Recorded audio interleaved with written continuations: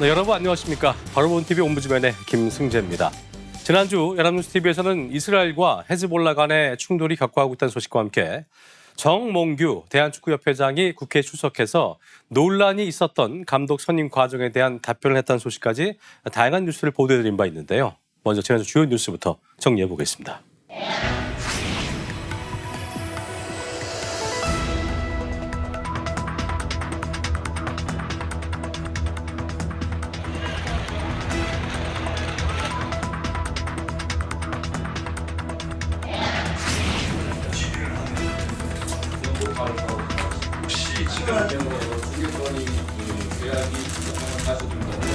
해부하듯이 이렇게 하는 거는 상당히 바로 있을 때그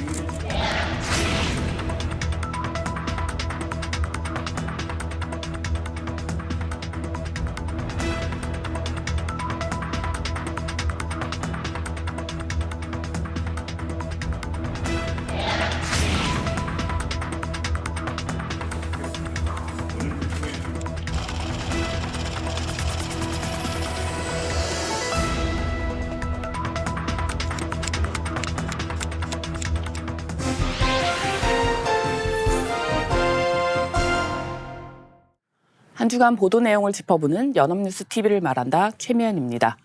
연합뉴스TV는 지난 20일 더불어민주당 이재명 대표의 공직선거법 위반 사건 결심 공판에 대해 보도했습니다. 지난 대선에서 허위 사실을 말해 공직선거법 위반 혐의로 기소된 더불어민주당 이재명 대표에게 검찰이 징역 2년을 구형했습니다. 이 대표의 선거법 재판이 기소 2년 만에 마무리됐고 1심 선고는 오늘 11월 15일 내려집니다. 이 대표의 구형과 앞으로 있을 재판부의 판결은 향후 전국에 적지 않은 파장을 미칠 것으로 전망됩니다. 이에 대해 연합뉴스TV의 보도를 살펴보겠습니다. 이재명 대표는 검찰이 권력을 남용해 증거와 사건을 조작했다고 주장하며 모든 혐의를 부인했습니다. 그는 검찰이 자신을 무리하게 기소해 거짓된 누명을 씌웠다고 강조했습니다.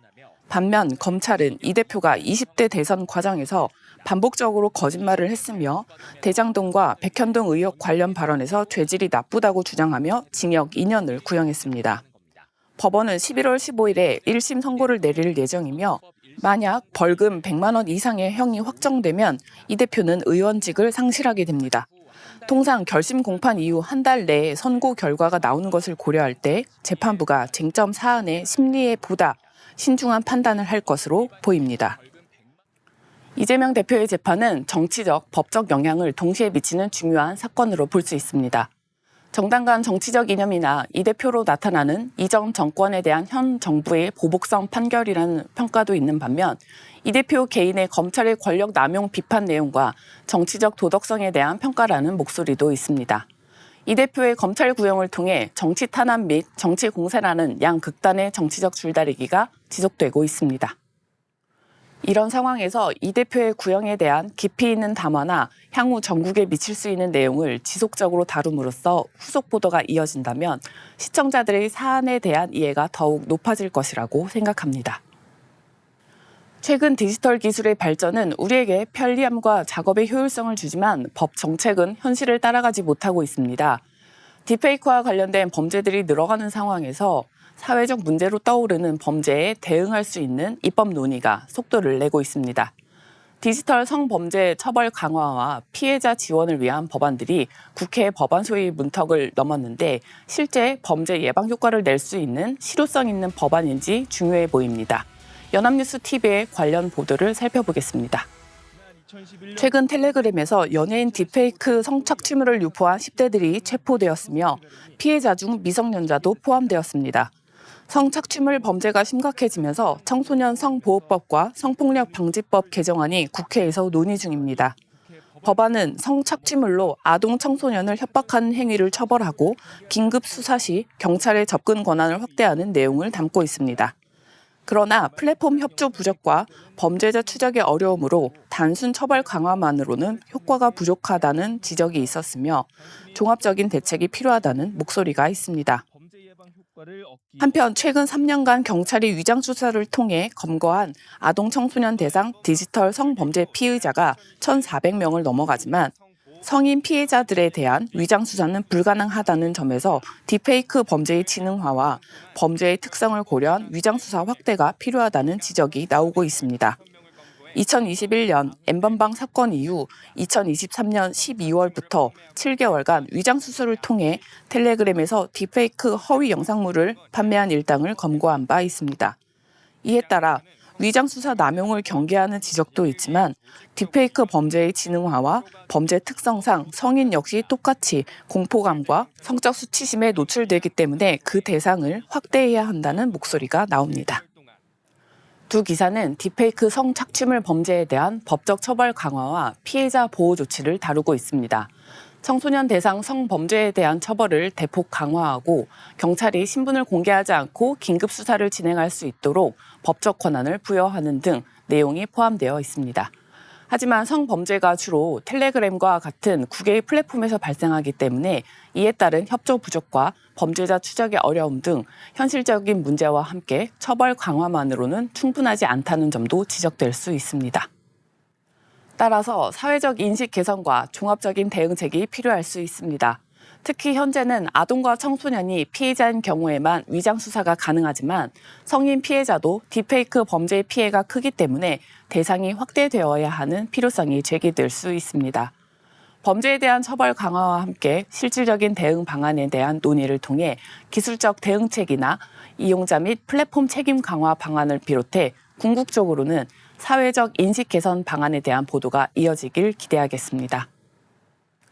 저출생으로 인한 고령화 문제가 점차 심각해지고 있습니다. 비혼 인구의 증가와 결혼과 출산에 대한 인식 변화, 경제력 등 다양한 이유로 저출생 현상이 나타나고 있어 정부는 이에 대응하기 위해 2006년 저출산 고령사회 기본계획을 수립하여 현재까지 저출생 극복을 위한 대책 방안을 마련하고 있습니다. 그러나 여전히 한국의 인구 감소 현상은 지속되고 있으며 고령 인구는 향후 더 증가할 것으로 전망하고 있습니다. 연합뉴스TV는 지난 23일 보도에서 세계 인구 증가 추세 속에서 한국의 인구는 급격히 감소할 것으로 전망된다는 내용을 보도했는데요. 관련 내용을 알아보겠습니다. 2072년까지 세계 인구는 약 25% 증가해 102억 명에 이를 것으로 예상되지만 한국 인구는 약 30% 감소해 3,600만 명으로 줄어들 것으로 예측됐습니다. 출산율 저하와 고령화가 주요 원인으로 한국의 출산율은 여전히 세계 최저 수준이며 65세 이상 고령 인구 비율은 2072년에 전체 인구의 약 절반에 이를 것으로 보입니다. 이에 따라 생산 연령 인구에 대한 부양 부담도 크게 증가할 것으로 예상하는 보도를 내놓았습니다. 저출생의 문제는 비단 우리나라뿐만의 문제는 아닙니다. 전 세계적으로 고령 인구의 증가와 저출생으로 인해 인구수가 감소하는 경향을 보이고 있습니다. 그러나 보도에서 나타났듯 50년 뒤 한국 인구 3분의 1 소멸이라는 숫자적인 표현 자체는 국민과 사회의 혼란과 사회적 압박, 개인 선택에 대한 비난 등을 유발하거나 인구 감소의 책임 소재를 기혼 무자녀 부부 혹은 미혼 남녀를 대상으로 책임 귀인을 유발할 수 있음을 고려할 필요가 있습니다. 또한 출산이라는 표현도 최근 저출산 고령사회위원회에서는 저출생이라는 표현으로 대체하기로 한 바 있습니다. 이는 여성 개인의 선택이나 책임의 문제가 아닌 문제의 본질에 대한 왜곡을 초래할 수 있습니다.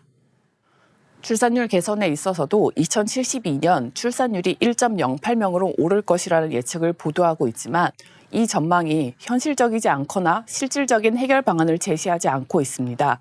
세계적인 추세에 비해 한국만의 문제로 지나치게 국한시키는 보도보다 결혼과 출산에 있어 개인의 문화적, 사회적 인식의 변화를 고려한 심도 있는 논의와 다양한 시각을 제공하는 보도가 필요할 수 있습니다. 북한의 풍선 도발이 거듭되면서 우리 국민의 불안감이 커지고 있습니다.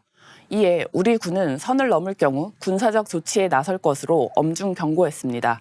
현재는 북한에서 날아온 풍선에 대해서는 자연 낙하 후 수거하는 대응 방식을 유지하고 있지만 지속적인 북한의 쓰레기 풍선 도발은 갈등을 유발하려는 도발 행위로 비판하며 국민 안전에 위해가 발생하거나 선을 넘을 경우 단호한 군사적 조치를 취할 것이라고 밝혔습니다.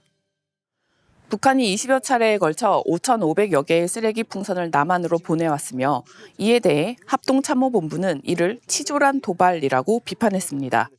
군은 풍선이 국민 안전에 심각한 위협이 되거나 선을 넘으면 단호한 군사적 대응을 할 것이라고 경고했지만 아직 군사적 조치가 필요한 상황은 아니었다고 밝혔습니다. 풍선은 실시간으로 추적하며 낙하 즉시 수거하고 있으며 신속하게 제거하는 방법이 가장 효과적인 방법이라 계속 유지할 것이라고 신원식 국가안보실장이 밝혔습니다. 우리 군은 북한이 이 풍선 제작에 우리 돈으로 약 5억 5천만 원, 그리고 북한 시세로 쌀 970톤에 해당하는 큰 비용을 들였을 것으로 추정된다고 보도했습니다.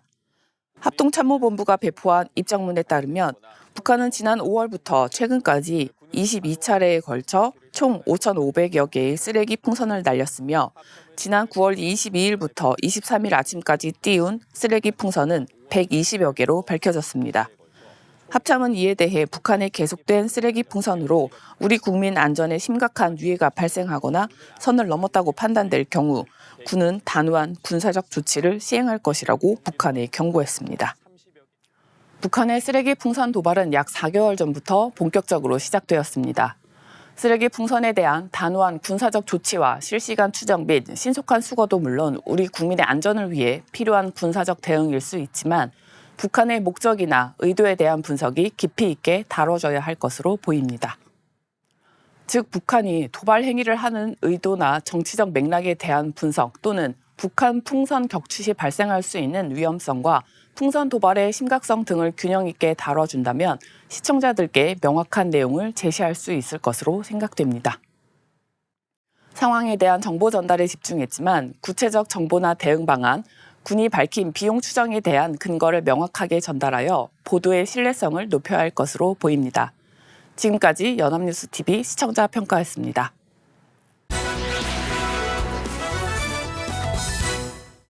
네, 이번 시간은 주말에 방영되는 제작 프로그램을 대학생의 시선으로 분석하고 평가해보는 시간이죠. 캠퍼스 TV 리포트입니다. 이번 주에는 성균관대학교 안서연 학생과 함께하겠습니다. 어서 오십시오. 안녕하세요. 네, 자 서연 학생 지난주에 어떤 프로그램 모니터링했습니까? 네, 저는 매주 일요일 오후에 방송되는 연합뉴스TV 스페셜을 모니터링했습니다. 지난 22일 방송에선 오버투어리즘, 과잉 관광 시대로 인한 주민들의 피해가 다뤄졌는데요. 이를 해결하기 위해서 어떤 노력이 필요할지 화면으로 함께 알아보겠습니다.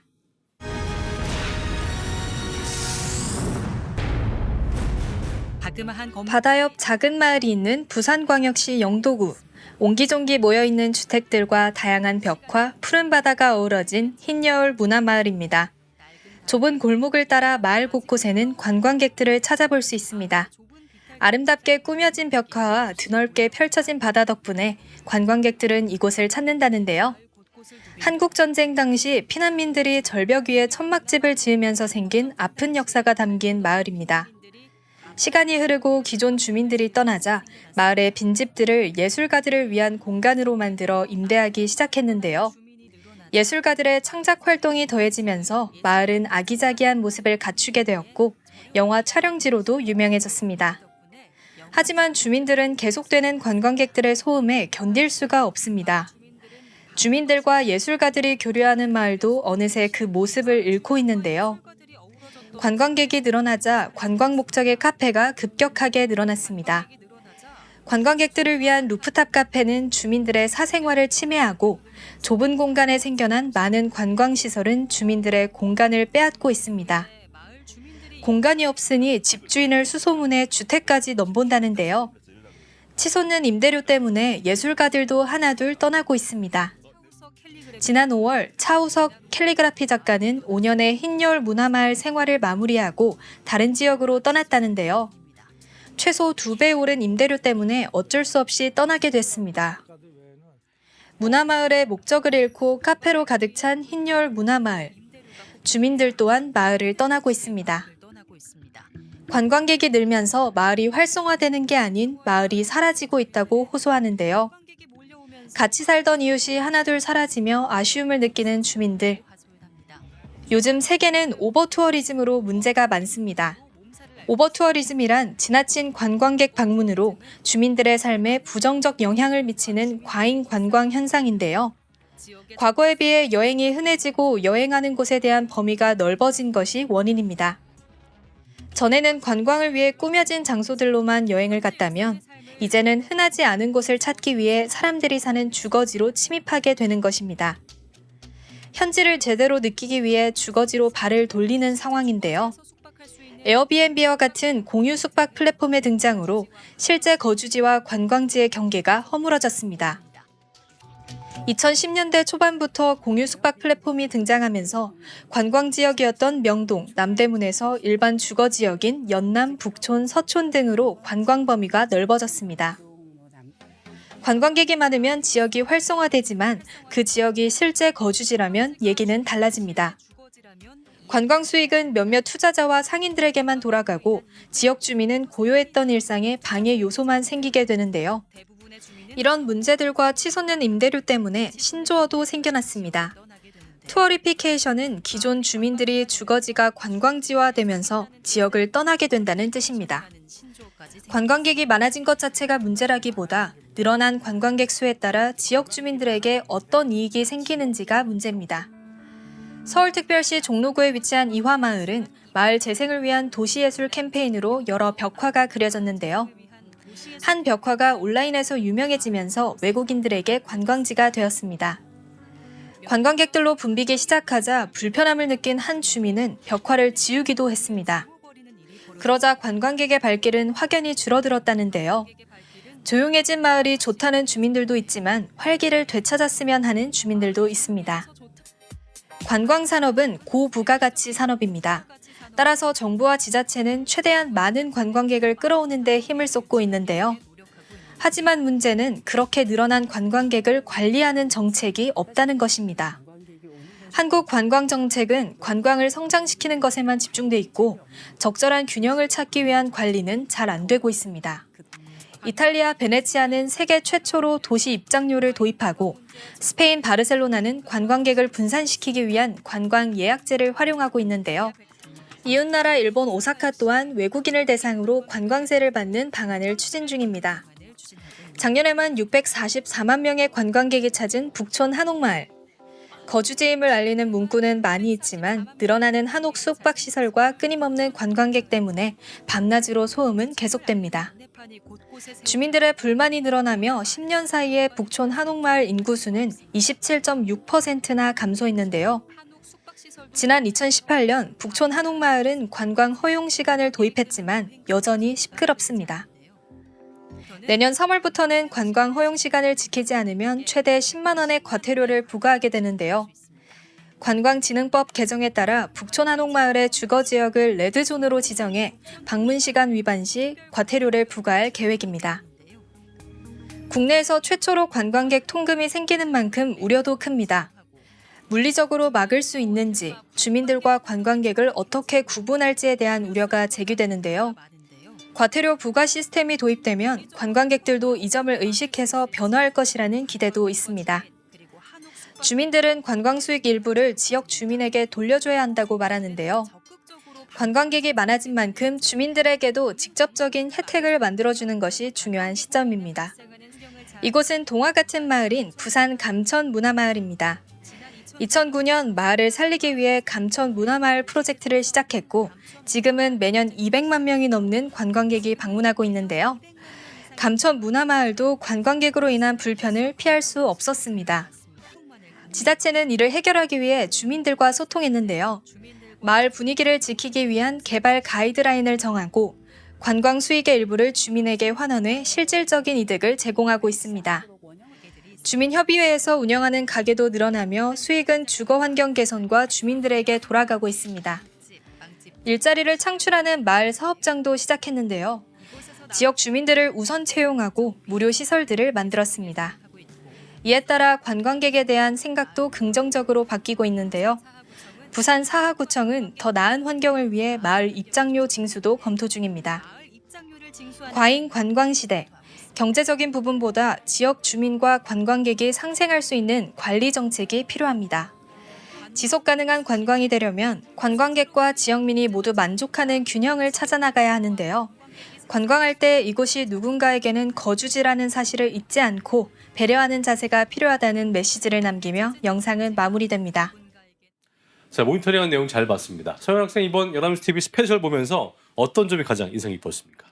네, 요즘 SNS를 보면 나만 아는 여행지, 숨은 명소 이런 글들을 많이 볼 수 있는데요. 저도 이런 글들을 보면 한 번씩 눌러보게 되더라고요. 하지만 몇 번의 검색으로 빠르게 확산하는 정보 때문에 지역민들의 피해가 늘어난다는 것을 다시 한번 느꼈습니다. 나는 오늘 하루 즐기고 가는 여행객이지만 누군가에겐 매일 불청객이 찾아오는 피곤한 상황일 수 있겠다는 생각도 하게 됐고요. 정부와 지자체에서도 지속 가능한 관광이 되기 위해 모두를 헤아리는 관리 정책을 발전시켜 나가면 좋겠습니다. 네, 공감할 수 있는 내용이었습니다. 지금까지 성균관대학교 안서연 학생이었습니다. 고맙습니다. 감사합니다.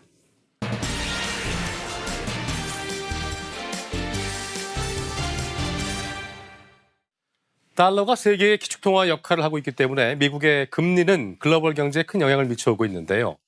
요지부동하던 미국의 금리가 드디어 움직였습니다. 오늘 TV와 비평에서 관련 내용 자세히 짚어보겠습니다.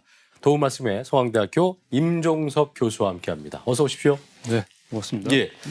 자, 지난 19일이었습니다. 미국의 중앙은행인 연방준비제도가 드디어 금리를 인하했습니다. 그것도 예. 한 방에 0.5%포인트를 낮추는 대폭이나 비컷이었는데요. 예. 자, 먼저 미국이 4년 반 만에 금리를 인한 배경에 대해서 언론이 어떻게 보도했는지 짚어주시죠.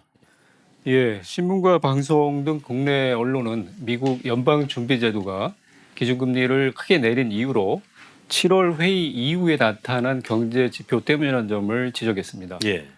이런 비슷한 보도는 연합뉴스가 파월 연준 의장 7월 회의 후 추가된 지표 고려에 비컷 결정이라는 제목으로 기사를 다룬 데서 비롯됐습니다. 예. 이는 뉴스통신사의 기본 역할이라고 볼 수 있겠습니다. 7월 회의는 연방준비제도의 정기 회의입니다. 언론은 회의 이후에 7월과 8월 고용 보고서와 두 건의 인플레이션 보고서 등 고용 지표가 내려갈 것으로 보는 전망치가 나왔다는 점을 근거로 보도했습니다. 파이낸셜 뉴스는 연방준비제도가 금리를 대폭 인하하면 노동시장이 빠르게 위축되는 것을 막을 수 있다고 판단했다고 지적했습니다. 예. 이투데이는 올해 미국 대선이 연방준비제도가 맞는 네 번째 대통령 선거이지만 이번 금리 인하는 특정 정치적 의도는 아니며 국민을 위한 것이라는 파월 의장의 말을 인용하기도 했습니다. 예, 연준의 같은 비컷 단행에 대해서 현 대통령 또 전 대통령의 반응은 달랐습니다. 바이든 대통령은 미국 경제가 새로운 단계에 들어섰다 평가를 한 반면에 트럼프 후보는 미국 경제가 그만큼 최악이다라는 의미라고 상반된 해석을 내놓았는데요. 이번 비컷이 미국 경제에 어떤 영향을 미칠까 궁금해지고 있는데 언론은 어떻게 보도를 했습니까? 예, 말씀하신 이번 금리 인하가 가지는 의미는 당연히 많은 언론사가 주목한 소재입니다. 그러나 언론사마다 실제로 다룬 기사의 방향은 차이가 났습니다. 예. 한겨레는 이 금리 인하의 의미를 두고 연방준비제도의 이사들 간에 다른 시각이 있다는 점을 전했습니다. 한쪽은 물가와의 전쟁에서 성급한 승리 선언이라고 진단했습니다. 예. 다른 쪽은 올바른 조치이며 노동시장 지표가 나빠지거나 인플레이션 지표가 빠르게 둔화하면 추가 인하가 있을 수 있다고 봤습니다. 국민일보는 이번 금리 인하가 4년 6개월 만이라고 평가하면서 세계 주요 국가의 중앙은행을 중심으로 금리 인하 시대가 본격 시작될 것으로 전망했습니다. 이를 뒷받침하는 근거로 이 신문은 유럽 중앙은행, 캐나다 중앙은행, 스위스 국립은행이 예. 이미 기준금리를 내렸다고 보도했습니다.